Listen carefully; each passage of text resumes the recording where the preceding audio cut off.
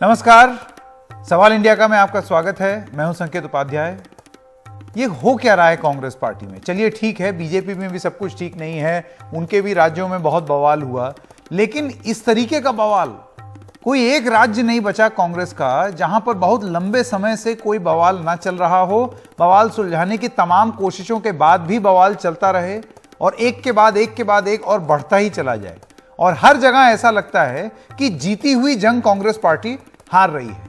हमने राजस्थान के बारे में बात की, जहां पर गहलोत बनाम पायलट हो रहा है, अभी भी चल रहा है, 2018 से अभी तक वो चल ही रहा है, और स्थिति ऐसी है कि दोनों कैंप आपस में लड़ रहे हैं। उसके बाद हमने पंजाब की कहानी आपको बताई, जहां पर कैप्टन और सिंधु की लड़ाई अब इस लेवल तक पहुंच गई है कि एक के बाद एक डेलीगेशन जा रहा है, हरीश रावत से मिल रहे हैं कि भाई इनको हटाइए, केंद्र आने की भी बात हो रही है, तमाम चीजें हो रही हैं। और तो और जहां कांग्रेस पार्टी सबसे ज्यादा मजबूती से आई थी, छत्तीसगढ़, वहां का भी अब हाल यह है कि अब वहां पर चीफ मिनिस्टर बदलने की बात है, और बहुत ही बागी और विरोधी तेवर अपनाए हुए हैं मुख्यमंत्री खुद, जो ताना कस रहे हैं टीएस सिंहदेव को। तो सवाल इंडिया का है ये सबसे प्रमुख सवाल, कौन संभालेगा सिंहासन छत्तीसी? बघेल बनाम देव, यह जंग अभी भी जारी है। बघेल और देव में 36 का आंकड़ा, इसमें क्या पछताएगा छत्तीसगढ़? और राजस्थान, पंजाब और छत्तीसगढ़ में जंग कांग्रेस की अभी भी क्यों है जारी? ये हैं हमारे 4 सवाल। इससे पहले कि हम अपना कार्यक्रम शुरू करें, आइए आपको सुनाते हैं कि छत्तीसगढ़ के मुख्यमंत्री भूपेश बघेल जब कल पहुंचे रायपुर, तो एक जन सैलाब उमड़ा उनके लिए, जिसमें उन्होंने एक ताना कस दिया टीएस सिंहदेव के लिए। क्या बोला उन्होंने, आइए सुना। मुझे इस बात की खुशी है कि मुझे सोनिया जी और राहुल जी ने ये जिम्मेदारी दी, और मैंने पहले भी कहा था, उनका जब तक के आदेश है तब तक के मैं इस पद पे हूं, जब वो कहेंगे इस पद का त्याग कर दूंगा। तो इसमें किसी को कोई संशय नहीं होना चाहिए। ये जो 2.5 साल के राग अलाप रहे ना, वो राजनीति में स्थिरता लाने की कोशिश कर रहे हैं, लेकिन वो कभी सफल नहीं होंगे। सुबोध हरितवाल जी हैं, आप प्रवक्ता हैं युवा कांग्रेस के, हमारे साथ जुड़ गए हैं। सुबोध जी, मैं सबसे पहले आपसे शुरू करना चाहता हूं, छत्तीसगढ़ की ये स्थिति जिसमें इस चीज को लेकर के विवाद है, कंफ्यूजन है, डाउट है, और वो डाउट ये है कि 2.5 साल का फॉर्मूला था या कोई फॉर्मूला नहीं था। ये वो राज्य है जहां कांग्रेस सबसे ज्यादा मजबूती से 2018 में आई थी। आपको नहीं लगता ये दुर्भाग्यपूर्ण है? देखिए संकेत जी, बहुत सौभाग्य की बात है कि छत्तीसगढ़ की जनता ने हमें 70 सीटों के साथ चुना। हम मजबूत सरकार में आए, हमने एक स्थिर सरकार 2.5 साल से हम चला रहे हैं, और आने वाले 2.5 साल भी हम एक मजबूत सरकार चलाएंगे। मुझे बहुत खुशी है कि छत्तीसगढ़ की सरकार एकमात्र सरकार है संकेत जी, जो किसानों की हितकारी सरकार है। हमने 2500 रुपए धान का समर्थन मूल्य दिया, जो देश में कोई नहीं देता। हमने गौधन के माध्यम से आर्थिक स्थिति को मजबूत किया, किसानों की, मजदूरों की, निराश्रित वर्ग की, जो कोई नहीं करता। तो मुझे नहीं लगता कि ये दुर्भाग्य है छत्तीसगढ़ का, ये तो सौभाग्य है कि कांग्रेस की एक सरकार आई है जो किसान की विरोधी भारतीय जनता पार्टी की तरह नहीं है, और हम लोग हर वर्ग के लिए काम कर रहे हैं। और रही बात आप जिसके लिए भी काम कर रहे हैं, लेकिन देखिए सबसे बड़ी चीज जो जनता ढूंढती है अपनी सरकार में, वो है स्थिरता। आपस में ही अगर लड़े भिड़े रहेंगे तो फिर आप स्थिरता नहीं दे पाएंगे, और स्थिरता नहीं दे पाएंगे तो लोक कल्याण की नीति कैसे अपनाएंगे? संकेत जी, मैं मानता हूं 70 सीटों से ज्यादा की स्थिरता तो हम दे ही नहीं सकते 90 में से। भारतीय जनता पार्टी जो 15 सालों तक राज करी, वो 15 सीटों पर पहुंच गई। जी, ये तो 2018 की बात थी, मैं 2018 के बाद की बात को कर रहा हूं। अगर मुख्यमंत्री के चेहरे को आप स्थिरता मानते हैं तो मैं नहीं मानता, क्योंकि स्थिरता नंबर्स से होती है। हम एक स्थिर सरकार है, हम एक अच्छी सरकार है, हम जनता के पक्ष में काम करने वाली सरकार है, और मुझे लगता है कि आने वाले 2.5 साल भी हम बहुत अच्छे से मजबूती से काम करेंगे। 2023 में मैं आपको दावा करता हूं, छत्तीसगढ़ में कांग्रेस के अलावा कोई ऑप्शन फिर भी नहीं है, और फिर हम लोग 65 से 70 सीटों के साथ जीत कर आएंगे। सिंहदेव जी के बारे में आपके क्या विचार है? टीएस सिंहदेव जी हमारे नेता है, कांग्रेस पार्टी के वरिष्ठ नेता है, बहुत ही डिसिप्लिन लीडर है, और वैसे ही हमारे लीडर भूपेश बघेल जी है जो मुख्यमंत्री है, वो भी डिसिप्लिन लीडर है। और आपने उनका जो बयान दिखाया, और उस बयान में आपने कहा कि विरोधाभास था, पर मुझे लगता है कि उन्होंने एक बहुत ही सही भाषा में ये साफ साफ संकेत दिया कि मैं सोनिया जी, राहुल जी और कांग्रेस पार्टी के आशीर्वाद से मुख्यमंत्री हूं और जिस दिन वो कहेंगे इस पद को त्याग कर दूंगा।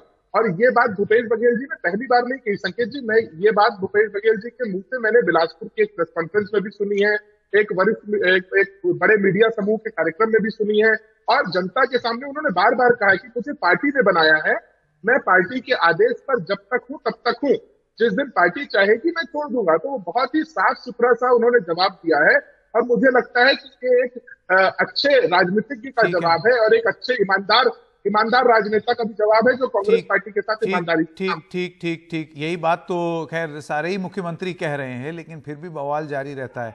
अमित चंदूलाल चंद्राकर जी, सचिव हैं छत्तीसगढ़ कांग्रेस के, वो भी हमारे साथ जुड़ गए हैं। अमित जी, मैं आपसे सवाल पूछना चाहता हूं, टीएस सिंहदेव फैक्शन बनाम भूपेश बघेल, आपको नहीं लगता इससे कांग्रेस पार्टी को नुकसान पहुंचेगा? और ये कौन सी लोक कल्याण की नीति है कि इस मामले को इतनी देर तक अटकाया जाए? देखिए, एक बात तो जो छत्तीसगढ़ में चल रही है, कार्यकर्ताओं के बीच में असमंजस तो बना हुआ है, इसमें कुछ दो राय नहीं है, इससे हमको बचना चाहिए। मैं हाईकमान, देखिए 2.5 साल की जो फॉर्मूला चल रहा है, इस पे हम कार्यकर्ता तो कुछ नहीं बोल सकते। कारण यह है कि ये हाईकमान का फैसला है और बंद कमरे में जो फैसला हुआ है वो हमको भी नहीं पता, किसी को नहीं पता। लेकिन इसमें कोई दो राय नहीं है कि जब 2018 के जो चुनाव लड़े गए थे उसमें आदरणीय मुख्यमंत्री भूपेश बघेल जी और बाबा साहब के नेतृत्व में चुनाव लड़ा गया था और जबरदस्त तरीके से हमारी जीत भी हुई, कोई विकल्प नहीं छोड़ा किसी के लिए। अब यह है कि मेहनत तो दोनों ने किया है, अब ये समझने वाली बात है किसको 2.5 साल मिलेगा, किसको 3 साल मिलेगा, ये हाईकमान के ऊपर है। ये कोई माननीय मुख्यमंत्री तय नहीं कर सकते, ना बाबा साहब तय कर पाएंगे, ये हाईकमान के ऊपर है। वो जो निर्णय लेगा वो स्वीकारोक्ति होना चाहिए हम सभी कार्यकर्ताओं को। स्वीकार होना चाहिए या नहीं? क्योंकि देखिए ऐसा है, टीएस सिंहदेव जी भी वरिष्ठ नेता हैं और अगर ये बात बार बार बोली जा रही है कि ऐसा कोई फॉर्मूला ही नहीं था भाई, अगर हाईकमान ये तय कर दे कि नहीं ऐसा कोई फॉर्मूला नहीं है, तो ये आप लोगों को मान्य होगा या नहीं?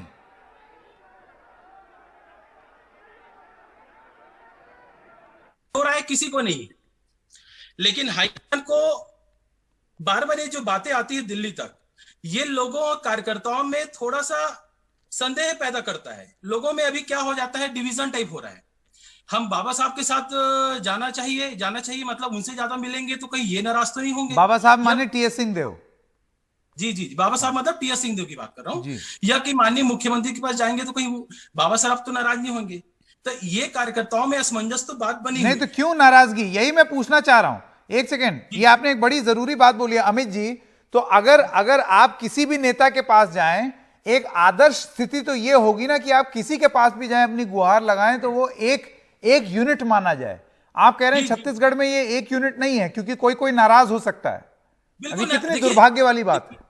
बिल्कुल, देखिए राजनीति में ये पहले भी, आज से 50 साल पहले भी होता आ रहा था, आगे आज भी हो रहा है और आगे भी होगा। क्योंकि क्या होता है, हर कार्यकर्ता का, हर विधायक का, हर मंत्रियों का एक आइडियल नेता होता है ना। प्रदेश स्तर में, राष्ट्रीय स्तर में भी कुछ के नेता होते हैं, लेकिन देखिए माननीय गांधी परिवार के प्रति तो हम सारे लोग जिम्मेदार हैं। हम गांधी परिवार को ही हमारे सबसे वरिष्ठ नेता मानते हैं अगर देश की बात करते हैं। लेकिन प्रदेश में क्या होता है, क्योंकि देखिए दोनों ने बहुत ही मेहनत किया, किसी को 49 और 51 नहीं बोल सकते हम, जब 2018 का। अब बात यह है कि अभी जो असमंजस की स्थिति बन रही बार 2.5 साल की, चाहे विपक्ष उठा रहा होगा, चाहे मीडिया से उठ रही है बातें। विपक्ष नहीं उठा रहा है, कांग्रेस से ही उठ रही है बात। जी, कांग्रेस में उठ रही है, यही तो मैं कहना चाह रहा हूं कि कांग्रेस में कुछ कार्यकर्ता है, यही अपने आप में ही बोला जा रहा है कि 2.5 साल का फॉर्मूला है, कोई बोल रहा है नहीं है, कोई तो आप ये कहते हैं ये स्थिति ठीक नहीं है, इससे नुकसान पहुंच सकता है? बिल्कुल मेरा पर्सनल मानना है कि ये स्थिति ठीक नहीं है। मैं वही आपसे पहले भी कहा कि कार्यकर्ता असमंजस में जब होता है तो वो घबराता है। मैं इस पे सुबोध जी आपके पास वापस आऊंगा और आपसे ये जानना चाहूंगा, क्योंकि अमित जी बहुत ही सही बात बोल रहे हैं कि ऐसी जब स्थिति उत्पन्न होती है जिसमें एकदम खुलेआम एक विभाजन हो जाए, डिवीजन हो जाए, तो एक कार्यकर्ता के लिए बहुत बुरी स्थिति है। अब आप इसको इनर पार्टी डेमोक्रेसी बोल करके जरूर बेचें कि देखिए हम लोग जो हैं वो कितना सब लोगों की बात सुनते हैं, इसको विवाद की तरह ना देखा जाए, इसको ऐसे देखा जाए कि देखिए हम लोग कितना कंसल्ट करते हैं एक दूसरे से। मेरे ख्याल से जनता इसको इस तरीके से नहीं देखती है। मैं शरद गुप्ता जी का भी स्वागत करना चाहता हूं। संजय श्रीवास्तव बीजेपी प्रवक्ता हैं छत्तीसगढ़ के। संजय जी, ये जो हो रहा है कांग्रेस पार्टी में, इसको आप किस तरीके से देखते हैं?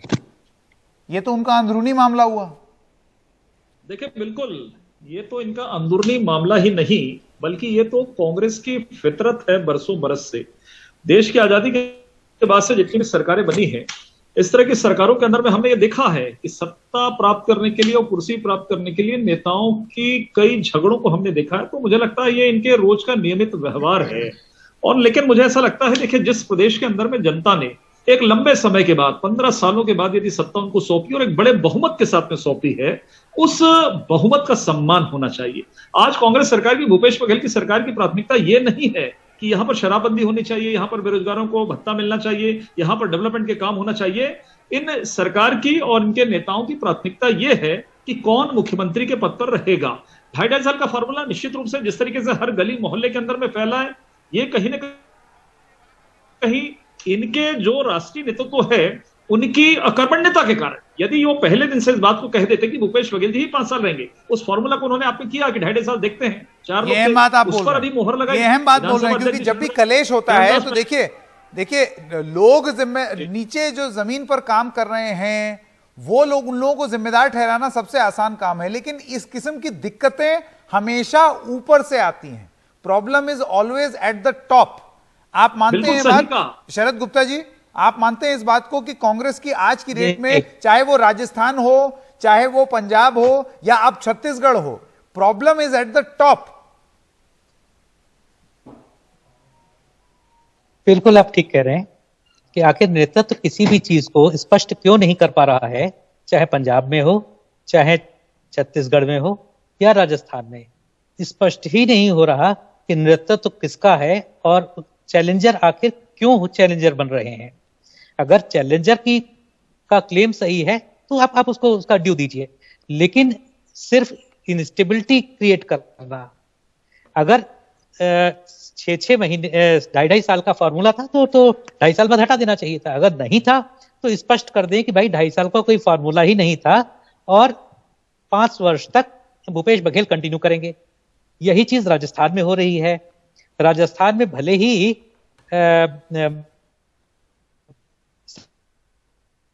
सचिन पायलट अभी मान गए।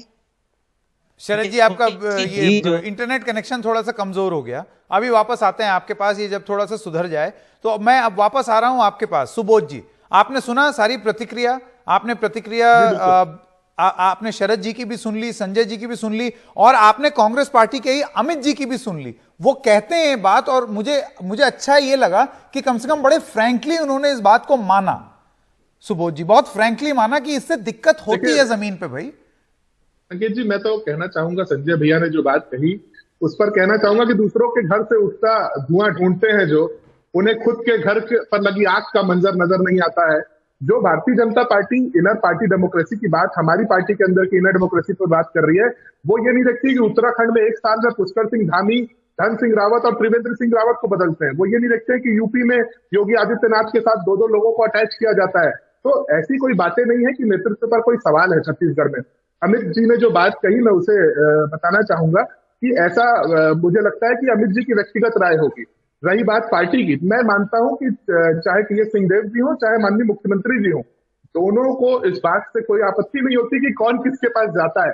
मैं दोनों से मिलता हूं, मेरे दोनों से बड़े अच्छे संबंध हैं, और उनके अलावा भी प्रदेश के सभी नेताओं से मिलता हूं, माननीय मोहन मरकाम जी से मिलता हूं, मेरे सबसे अच्छे संबंध। मुझे नहीं लगता किसी को किसी के मिलने से कोई आपत्ति होती है। और अगर कुछ व्यक्तिगत चीजें हो तो मैं निवेदन करना चाहूंगा कि ऐसी बातें हमें पब्लिक फोरम पर नहीं करनी चाहिए, पहली बात। दूसरी बात, संकेत जी, आप जो इंस्टेबिलिटी की कर रहे थे, हाँ, ये इनर पार्टी बातें हैं, हमें पार्टी कहाँ रह गया अगर कोई दिक्कत। सुबोध बाबू, देखिए अब इनर तो कुछ रह ही नहीं गया, सब आउटर में है, सारी दुनिया देख रही है। पंजाब में भी आउटर, राजस्थान में भी आउटर, और अब छत्तीसगढ़ में भी इनर, तो अब कुछ रह ही नहीं गया। संकेत जी, छत्तीसगढ़ के मामले में मैं कहना चाहूंगा आपको, 10 सेकंड सुनिएगा, कि ना भूपेश बघेल जी ने आज तक कहा 2.5 साल के मामले पर, ना टी.एस. सिंहदेव जी ने 2.5 साल के मामले पर आज तक कोई आधिकारिक बयान दिया, ना पीएल पुनिया जी ने कोई बयान दिया। मैं इसे एक डिसिप्लिन ही मानता हूं कि किसी नेता ने आज तक खुलकर नहीं कहा कि अच्छा, ये बयान किसका था? कल एयरपोर्ट पर जब शक्ति प्रदर्शन हो रहा था कि 2.5 साल के फॉर्मूले वाले हवा हो जाएंगे, देखिए बिल्कुल चीजें तो उन्होंने ठीक इसलिए नहीं कहा, है। उनका इशारा किसकी तरफ था मैं आपको ये भी बता देता हाँ हूं। बताइए, ये भारतीय जरा मैं जनता सुन। पार्टी और आरएसएस के जो लोग हमारी सरकार के खिलाफ काम कर रहे हैं, उसके खिलाफ भूपेश बघेल जी ने कहा कि 2.5 साल के माध्यम से जो सरकार को अस्थिर करने का प्रयास कर रहे हैं, उनको ये जवाब है। अच्छा, तो ये टीएस सिंहदेव के लिए नहीं था, घर पर ये बाबा साहेब के लिए घर नहीं था, पर- ये बीजेपी के लिए था। बिल्कुल नहीं। मैंने परसों भी एनडीटीवी पर कहा, संकेत जी, एनडीटीवी इंग्लिश पर, कि मैंने माननीय मुख्यमंत्री जी को महाराज साहब का आशीर्वाद देते हुए देखा है। तो ऐसा कोई उन दोनों के बीच में कोई फ्रैक्शन नहीं है। हमारे दोनों नेता एक साथ हैं, छत्तीसगढ़ के विकास के लिए प्रतिबद्ध हैं। हमने अभी तक 36 में से 24 वादे पूरे कर दिए हैं। अगले 2.5 साल में 12 पॉइंट्स को पूरा करेंगे। 2023 में संजय जी आपका जवाब, right to reply Sanjay ji का। आपने सुना सुबोध साहब का ये कहना है कि उनका इशारा टीएस सिंहदेव के लिए नहीं था, वो आपके लिए था, जो आप इसमें जबरदस्ती कुछ ढूंढने की कोशिश कर रहे हैं। डॉक्टर रमन सिंह जो एक दर्शक बनकर के पिक्चर को देख रहे हैं, उनकी तरफ इशारा था। देखिए मुझे ऐसा लगता है, यदि इनका डिसिप्लिन है, जैसा कि कह रहे हैं सुबोध जी, यदि ये डिसिप्लिन है तो फिर यदि हल्ला गुल्ला होगा तो क्या स्थिति होगी कांग्रेस पार्टी के अंदर में, जो हमने बहुत बार पहले देखा है। तो ये खुद उन्होंने स्वीकार किया, उसके लिए धन्यवाद ज्ञापित करता हूं। और दूसरा विषय ये, देखिए सबसे बड़ा विषय ये, आरोप प्रत्यारोप तो चलते, राजनीति में कहीं दिक्कत नहीं है। यदि वो हम पर आरोप लगा रहे हैं, ठीक है, मैंने स्वीकार किया कि हम पर आरोप लगा रहे हैं। 70 विधायकों की सरकार, जिसको 3/4 बहुमत प्राप्त है छत्तीसगढ़ में, वो सरकार इतनी डरी है कि वो बीजेपी पर आरोप लगाती है कि बीजेपी की सरकार, मतलब हमको ये मानते हैं कि यदि हम 14-15 विधायक उसके बाद हम सरकार गिरा सकते हैं, यदि ये इनका आरोप है तो, जैसा कि ये कह रहे हैं। अच्छी बात है, आपने स्वीकार किया कि आप कमजोर हैं छत्तीसगढ़ में। अच्छा लगा मुझे सुनकर।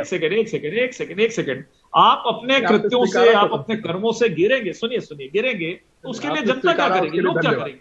आप यदि आप ज्योतिरादित्य चले गए तो इसमें हमारी क्या गलती? भाई चले गए, सचिन पायलट नाराज है। अब पंजाब में एक मिनट बीच में नहीं, पंजाब में यदि आपने सिद्धू को बैठाया, सिद्धू जी को, अभी मैं आज पेपर में पढ़ा कि नहीं, कुछ मंत्रिमंडल वो सरकार के खिलाफ में फिर चले गए दिल्ली। तो ये तो आपकी रोज की फितरत है भाई। वो कहते हैं हमारी इनर पार्टी डेमोक्रेसी है, हम लोगों के यहाँ इजाजत है इस तरीके से खुल के बोलने की। इनर ठीक है, लेकिन जनता की अदालत में जब चर्चा होती है, आपका इनर हो सकता है, लेकिन अब ये जो सरकार है वो जनता की सरकार है, जनता ने आपको सरकार पर लाया है। उस जनता के प्रति कोई जिम्मेदारी है कि नहीं आपकी, कि आप ये खेल दिखाते रहेंगे, सर्कस दिखाते रहेंगे? तो मुझे लगता है इस पर संवेदनशीलता बरतनी चाहिए सरकार को। और जो आपके बचे हुए अमित जी, मैं अभी आता हूं आपके पास। शरद जी के पास वापस चला जाए, उनकी बात बीच में रुक गई थी। एक सेकंड, शरद जी से ऑडियो वीडियो ठीक हो गया है। शरद जी आप कुछ कह रहे थे, आप अपनी बात खत्म कर लें। मैं यही कह रहा था कि देखिए, भाजपा कुछ भी कहे, लेकिन वो कैसे भूल सकते हैं कि जब कल्याण सिंह जिनकी अभी मृत्यु हुई है, जब वो उत्तर प्रदेश में 4 महीने पे उत्तर प्रदेश से बीजेपी के विधायकों का एक प्रतिनिधिमंडल दिल्ली आता था और नेतृत्व परिवर्तन की मांग करता था, तो वो अगर इनर पार्टी डेमोक्रेसी मानते हैं, तो ये भी जो कांग्रेस में हो रहा है छत्तीसगढ़ या पंजाब में, वो भी इनर पार्टी डेमोक्रेसी है। लेकिन पार्टियों में होता है, इसको ऐसा सच बात यह है कि कांग्रेस इस समय इतनी, जी मैं आपकी बात सुन नहीं पाया। नहीं, मैं कह रहा हूं, आप कह रहे हैं कि सब पार्टियों में होता है, ऐसा ना दिखाया जाए कि सिर्फ कांग्रेस में हो रहा है, ये कह रहे हैं आप? एग्जैक्टली यही कह रहा हूं मैं। लेकिन कांग्रेस में इस समय जो स्थितियां हैं, वो केंद्रीय नेतृत्व की जो रिजॉल्व करने की क्षमता है वो बिल्कुल ये एक मुख्य सवाल है जो शरद जी ने दोबारा उठाया है। मैं अमित जी आपके पास आना चाहता हूं और आपसे ये सवाल पूछना चाहता हूं, और क्योंकि वो नाम नहीं ले रहे, मैं जरा नाम लिए देता हूं। क्या गांधी परिवार की ये विफलता है कि वो न पंजाब संभाल पा रहे हैं ठीक से, न राजस्थान का हल दे पा रहे हैं, और ना ही अब छत्तीसगढ़ पर कोई नतीजा पूरा कर पा रहे हैं? टॉप पर प्रॉब्लम है, टॉप। नहीं, मैं इस बात से बिल्कुल सहमत नहीं हूं कि गांधी परिवार के साइड से अभी कोई समस्या है। रही बात, अगर कोई समस्या होती तो हाईकमान किसी की बात सुनता ही नहीं, वो किसी को छोड़ देता। नहीं अमित जी, देखिए, एक होता है कि मैं सबकी बात सुन रहा हूं, लेकिन उसके बाद फिर दूसरा होता है उस पर कोई फैसला लेना। नहीं, देखिए, अभी तो जो हिसाब से अभी बातें पता चली है, अभी जो भी फैसला होगा, अभी समय है, अभी है ना, क्या होगा समय नहीं होगा। जी अभी ऐसे कितना समय लेंगे? देखिए, यही समय वाली बात जो है हमने राजस्थान में देखी, 2018 से चल ही रहा है। पंजाब में 2017 से चल ही रहा है, कितना अब तो सरकार मतलब चुनाव का दोबारा समय आने शुरू हो गया और अब आप कह रहे हैं कि अभी भी समय है। कितना समय है? नहीं, समय का मतलब ये है, देखिए कल चर्चाएं हुई हैं दिल्ली में, कल और परसों 2 दिन पूरी चर्चा हुई है और चर्चा से काफी चीजें अभी क्लियर होनी है। हो सकता है फैसला होगा, नहीं होगा, जो भी होगा, इतना मैं मानता हूं कि जो भी फैसला होगा हमारे प्रदेश के दोनों बड़े नेता, सम्मानित नेता, माननीय मुख्यमंत्री जी और बाबा साहब टीएस सिंहदेव जी, वो दोनों को मान्य होगा, इसमें कोई संदेह नहीं होना चाहिए। और हमारे में जो फैसले होते हैं वो बस ये कहना है अमित जी, ये गुंजाइश ही क्यों हुई, ये डाउट मन में क्यों आया कि 2.5 साल का फॉर्मूला था, नहीं था, ये बन जाए वो बन जाए? इसका मतलब कोई डिसीजन साफ तौर से नहीं लिया गया होगा 2018 में, क्योंकि हमने देखा यही चीज राजस्थान में हुई है, यही चीज आपकी पंजाब में हुई है और अब यही चीज यहां हुई है। देखिए, मैं राजनीति में कोई फॉर्मूला की बातें करता है तो मुझे ये हास्यास्पद लगता है। कोई फॉर्मूला नहीं होती, ठीक है, ना कोई टेन्योर होता है।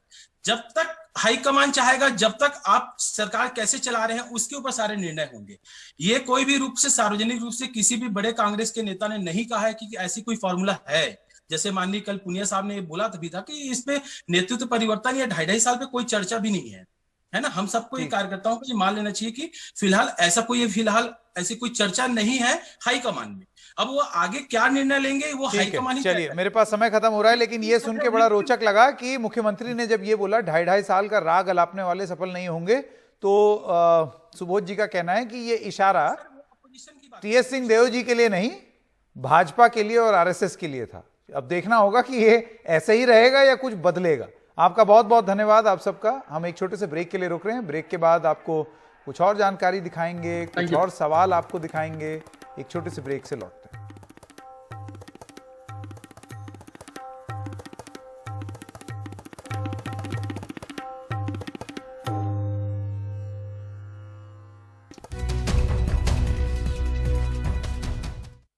एक ब्रेकिंग न्यूज खबर आई है। टीएस सिंहदेव, जो कि बघेल और देव की ये जो लड़ाई चल रही है कि कौन मुख्यमंत्री बने, उनकी पहली प्रतिक्रिया आई है जब से वो दिल्ली आए हैं। आइए सुनते हैं उनकी एक खास बातचीत उमाशंकर सिंह के साथ। हमारे साथ टीएस सिंहदेव जी हैं। टीएस सिंहदेव जी, छत्तीसगढ़ एक ऐसा राज्य है जहां कांग्रेस ने बहुत ही मजबूती के साथ सरकार बनाई। अब कई तरह की बातें सुनने को मिल रही, जिसमें एक है कि मुख्यमंत्री का जो है वो बदलाव होगा। आप क्या दावेदार हैं मुख्यमंत्री पद के? दावेदार बिल्कुल नहीं हूँ। 5 साल के लिए कांग्रेस की सरकार छत्तीसगढ़ में भी चुनी गई, एक बहुत बड़े बहुमत से चुनी गई, अप्रत्याशित बहुमत से चुनी गई। आज 77% एमएलए कांग्रेस पार्टी के हैं, 90 में हम 70 साथी हैं और ये एक साथ काम करते हैं जी। और आगे भी यही स्थिति रहेगी।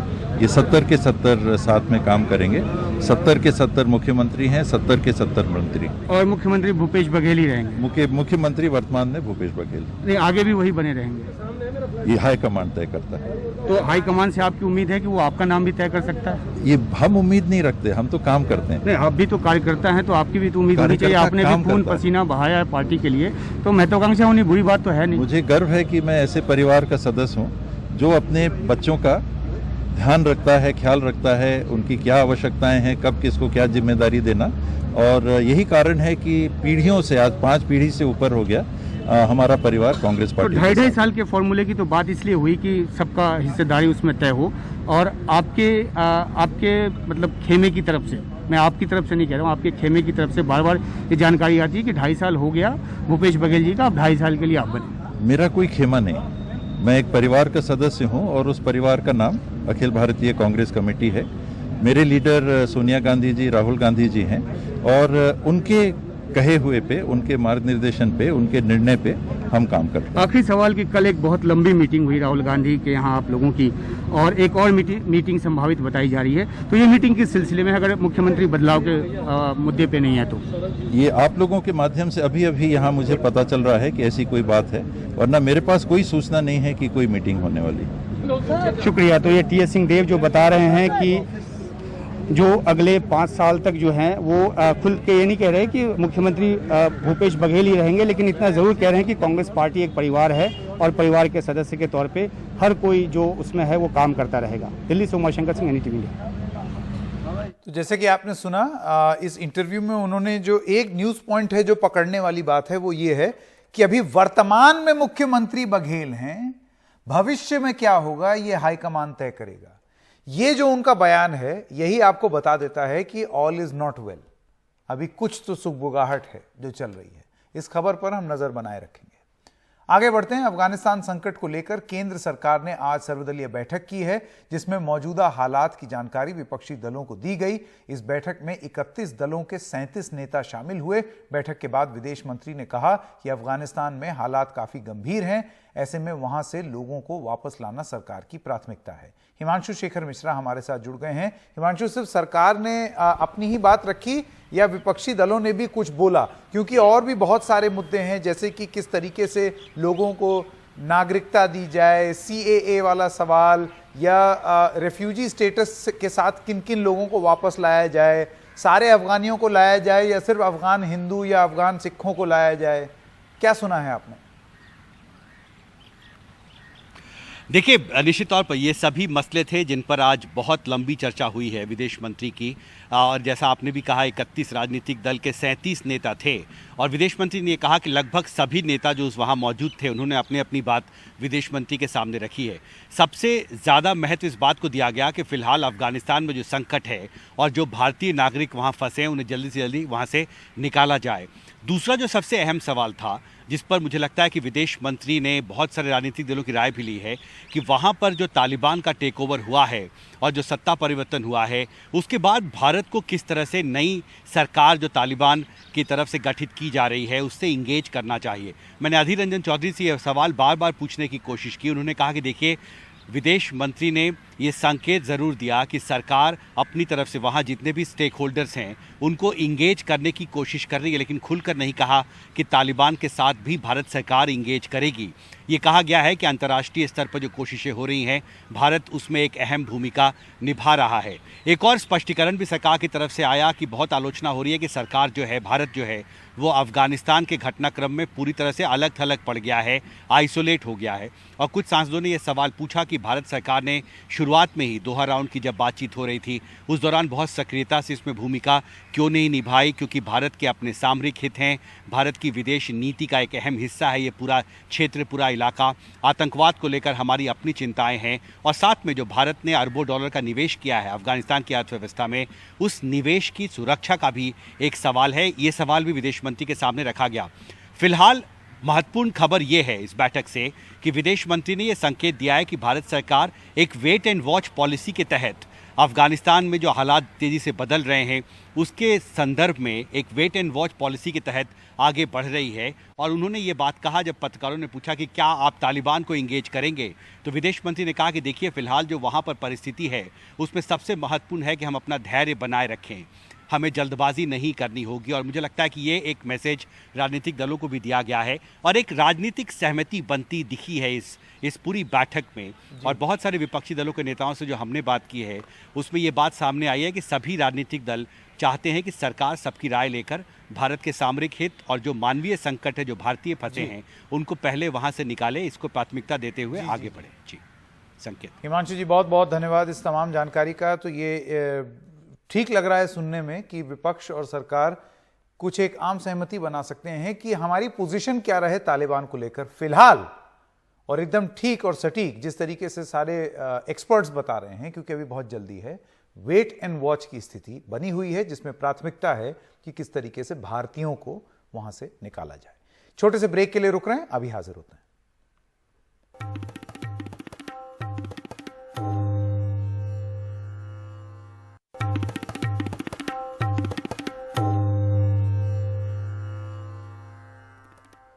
तो जहां एक तरफ कांग्रेस में खींचातान जारी है, वहीं दूसरी तरफ पंजाब पर नजर है आम आदमी पार्टी की। दिल्ली के मुख्यमंत्री अरविंद केजरीवाल आज पंजाब में पूर्व मंत्री सेवा सिंह के गांव पहुंचे और उन्हें आप में शामिल कराया। इस दौरान केजरीवाल ने कहा कि सेखवा के आने से पार्टी को काफी फायदा पहुंचेगा।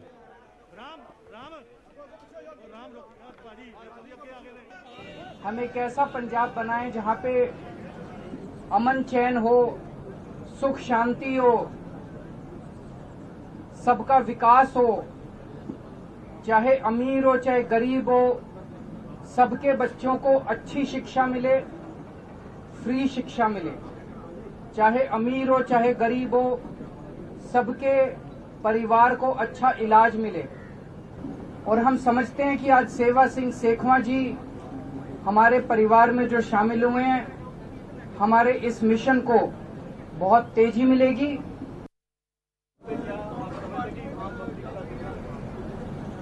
उस पे तो मैं टिप्पणी नहीं करना चाहूंगा, लेकिन मैं बस एक दो चीज ये कहना चाहता हूं। एक तो अभी एक दो दिन पहले मैंने कुछ बयान सुने थे कश्मीर को लेके, देश को लेके। मेरा ये मानना है कि कश्मीर से कन्याकुमारी तक भारत एक है, हमको कोई अलग नहीं कर सकता, कोई जुदा नहीं कर सकता। इस तरह के बयान सही नहीं है। पंजाब एक बॉर्डर स्टेट है, यहाँ पे अगर कोई भी बयान दिया जाता है तो बहुत सोच समझ के और जिम्मेदारी के साथ दिया जाना चाहिए।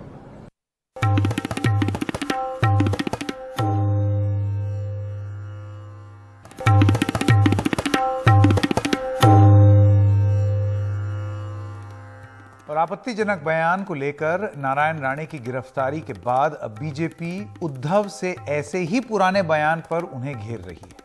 इस पर शिवसेना सांसद संजय राउत ने आज कहा कि थप्पड़ की गूंज 6 साल बाद सुनाई दे रही है।